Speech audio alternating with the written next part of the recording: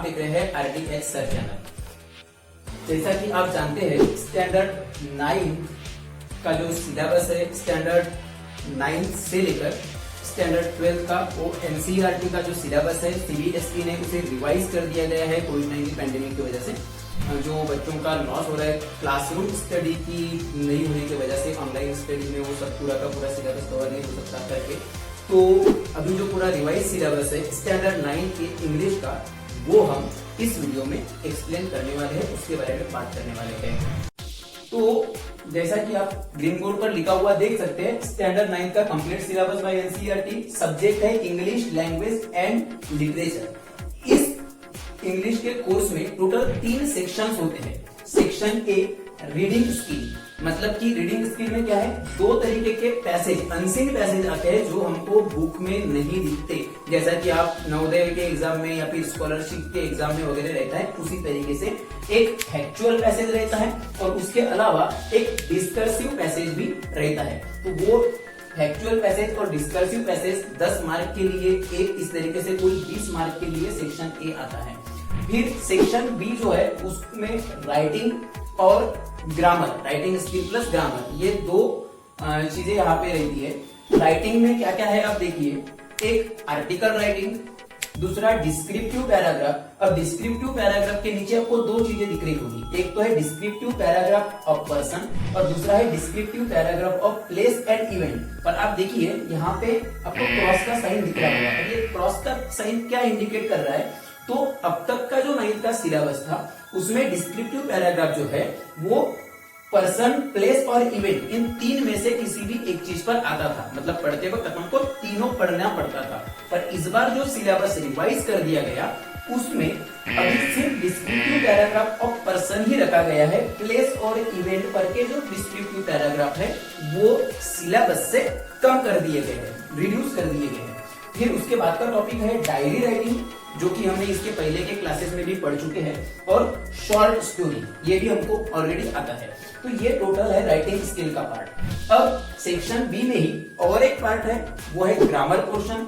Grammar portion में अब तक हमने बहुत डिटेल में ग्रामर पढ़ चुके हैं हम, पर स्टैंडर्ड 9 में आपको जो टॉपिक्स ग्रीन बोर्ड पर दिख रहे हैं उतने ही टॉपिक्स हैं, जैसे कि एक है टेंस, जो हम सब जानते हैं टेंस के सिवाय इंग्लिश हो नहीं सकती।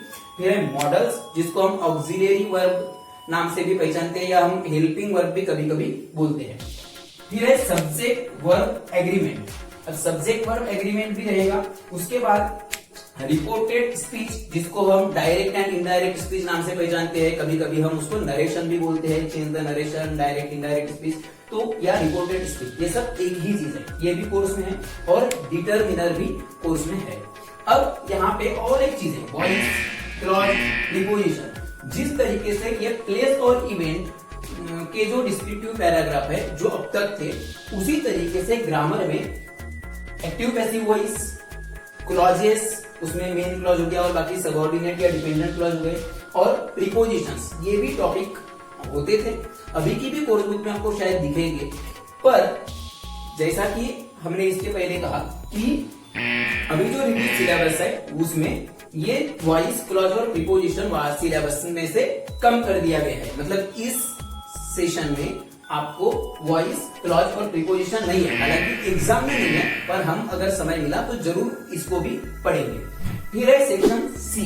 सेक्शन सी में लिटरेचर टेक्स्ट बुक और सप्लीमेंट्री। अब ये जो 2 पार्ट है, लिटरेचर टेक्स्ट बुक का मतलब है आपको मिली हुई मूवमेंट वाली बुक, आपको मिली हुई बिहाइव वाली बुक, और दूसरा है सप्लीमेंट्री रीडिंग के लिए जो बुक है वो है मूवमेंट्स वाली बुक। अब बिहाइव करके जो बुक है उसमें यूनिट्स है कुल 11 यूनिट्स।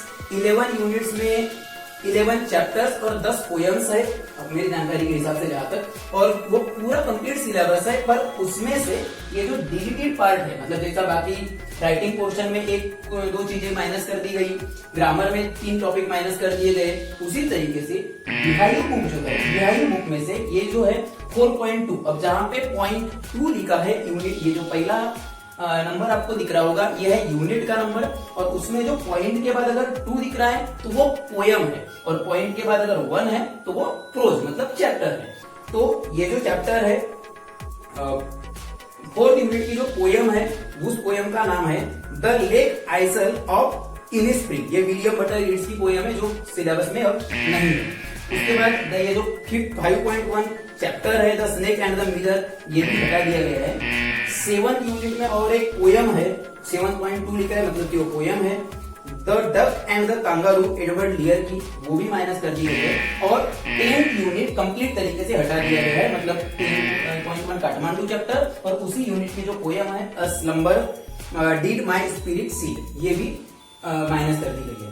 मोमेंट्स बुक में भी 10 चैप्टर्स है और ये 10 चैप्टर में से 2 chapter, 3rd chapter Eswaran the story teller, ये जो है नारायणन जी का चैप्टर है, और 9th चैप्टर है द एक्सीडेंटल टूरिस्ट, तो ये 2 चैप्टर भी हटा दिए गए हैं। और एक चीज यहाँ पे हमको आपको फिर कहेंगे कि सर हमको राइटिंग और ग्रामर की तो कोई बुक शायद मिली ही नहीं, तो आपको एक भी बता दे, जैसा कि कॉर्डोवा इसके पहले हमने पब्लिकेशन चलाए हैं, तो उसी तरीके से उसमें आपको कोई पर्टिकुलर ग्रामर की या राइटिंग की बुक नहीं थी, बल्कि वो राइटिंग और ग्रामर के जो टॉपिक्स है वो इधर के जो मेन लिटरेचर वाले जो टॉपिक है, चैप्टर्स या पोएम्स, उन्हीं में कवर किए गए थे। सेम यहाँ पे भी आपको वो मिलेगा, मतलब ग्रामर और राइटिंग का जो पोर्शन है वो इधर सेक्शन सी वाले जो बुक्स है बिहाइव और मूवमेंट्स, उसी में कवर कर दिया गया है। तो आपको कंप्लीट कोर्स बुक की आइडिया है वो आनी चाहिए, करके ये वीडियो थी।